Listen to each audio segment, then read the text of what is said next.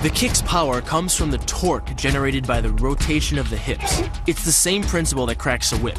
Turning the hips just a few degrees forces the foot to travel a much greater distance and creates a lot of speed as it does. The longer the leg and quicker the rotation, the faster the kick. And unlike karate, Muay Thai fighters are also taught to strike with the hard bone of the shin. A Muay Thai kick can generate roughly the same force as a baseball bat, enough to crack a rib or a leg. Basically, it works like a point of a knife. All the force is magnified by being concentrated in a small, hard area. Even if the elbow doesn't deliver a knockout, it will almost always leave a nasty cut and often end a fight. It's not the arms, but the legs that drive our fists. Like a piston, the explosive power of the legs is capable of generating hundreds of pounds of force, all to a very vulnerable area, the soft underside of the opponent's jaw. Like the Hanuman move, the flying knee relies on the explosive power of the legs. But rather than spread the power of our blow over two fists, it concentrates it into the spear point of the knee and combines it with the force of gravity. It's the equivalent of hitting our opponent in the chest with a sledgehammer. The hyperextension of the elbow, created by pulling back on the locked arm, virtually ensures that he will be taken down. The knee strike to the wrist dislodges the knife and further loads the elbow and shoulder. The technique can easily result in damage to the elbow joint, the tendons of the rotator cuff, or even a broken arm. The key to this move is turning your opponent's lower arm into a lever.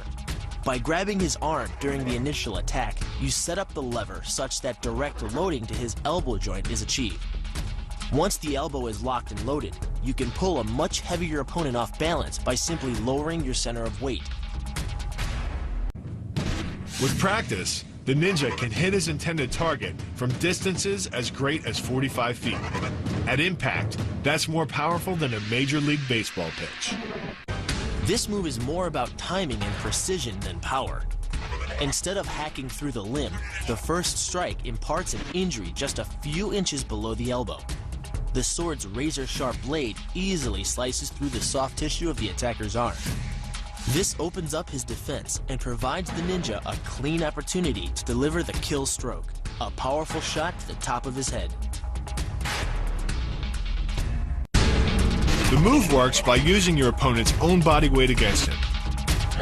The first strike can land at speeds greater than 20 miles per hour and can stun your opponent with the same injury-producing energy as dropping a bowling ball from over 11 feet onto his torso.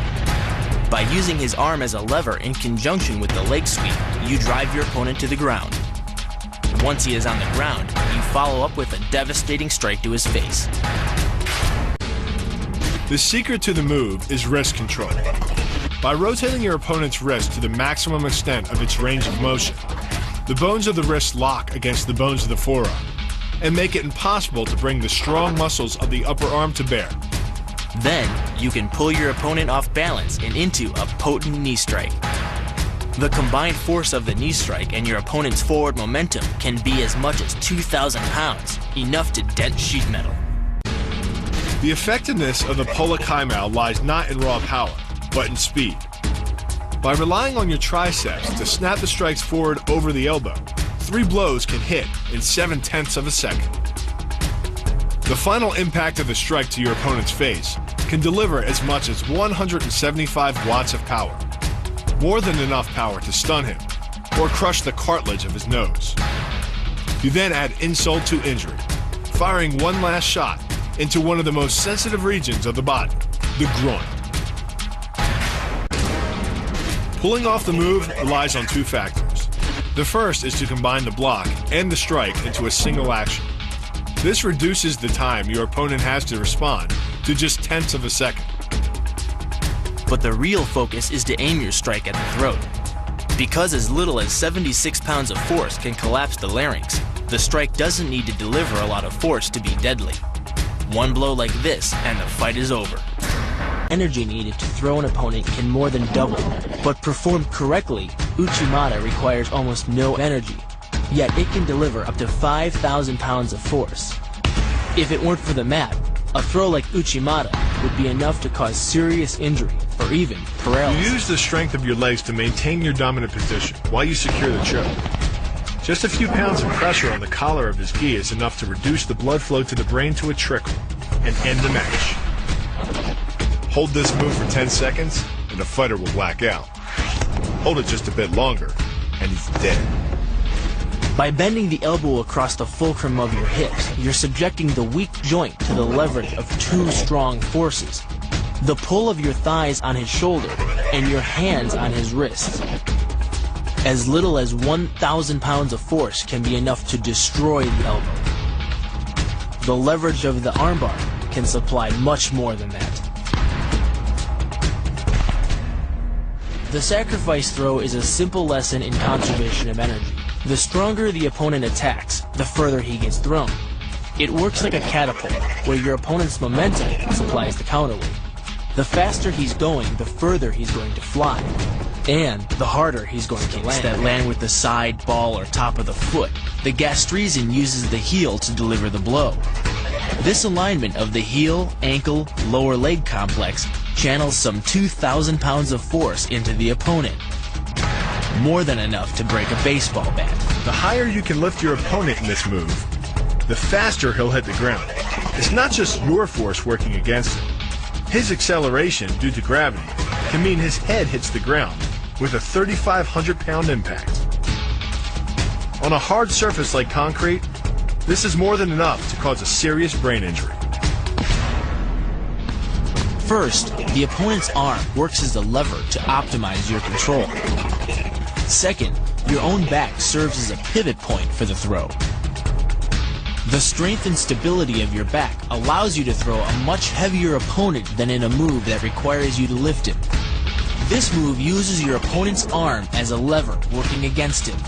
The greater the torque on his shoulder, the greater the pain inflicted. And exceeding the joint's normal range of motion causes more than just pain. The soft tissue, muscles, and the bone can all be seriously damaged by this pressure. The goal of this lock is to stretch the tendons at the top of the foot to the breaking point. The strongest tendons have a tensile force threshold of just over 400 pounds. Applying any more pressure than that can tear the tendons from their base or snap them in two. Because you don't have time to cock your arm in a surprise attack, bursting's effectiveness doesn't come from the rotational power of the torso. Instead, it's driven by the legs, which hurl you forward into your opponent. Both the block and the strike land with 300 pounds of force, more than enough to collapse the windpipe or fracture the delicate bones of the face. Doing the 360 defense requires you keep your body in motion at all times, using your arms to defend different angles of attack. The key is keeping your arms at an oblique angle, with your hands open and straight, so that you don't take any blows straight on. Each is deflected down the angle of your forearm, which reduces its impact. Your opponent is relying on his grip strength and outstretched arms to maintain the choke. The strength of your back and shoulder muscles is greater than the applied force of your opponent's hold, so it doesn't take much to break his grip. And the closer your hands are to your own neck, the greater the leverage.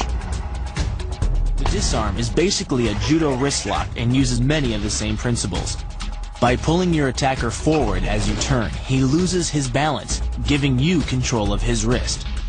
The barrel of the gun then becomes a lever, allowing you to take the gun. Because you are using the muscles of your torso, which can deliver up to 10 times more force than the muscles of the wrist, the disarm works against an opponent who is much stronger than you. Actually, an elbow strike from another martial art, Muay Thai. But because the metal doesn't deform on impact, like human bone, every ounce of power is channeled directly into your opponent's face.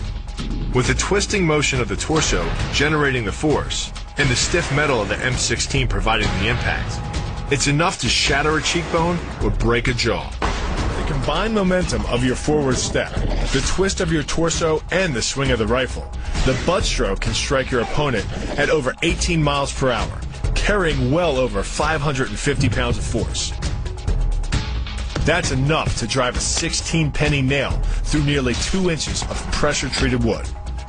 Add a follow-up slash and thrust with a bayonet, and the butt stroke becomes a real killer. But the real damage from the knee bar doesn't come from gravity. It comes from leverage. Once the knee is locked, your hips act like a fulcrum, and his leg acts like a lever, multiplying any force you apply.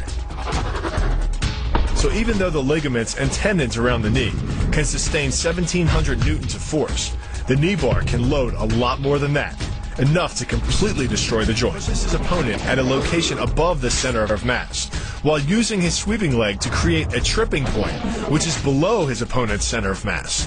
Once the loss of stability has occurred, gravity does the work, and the damage.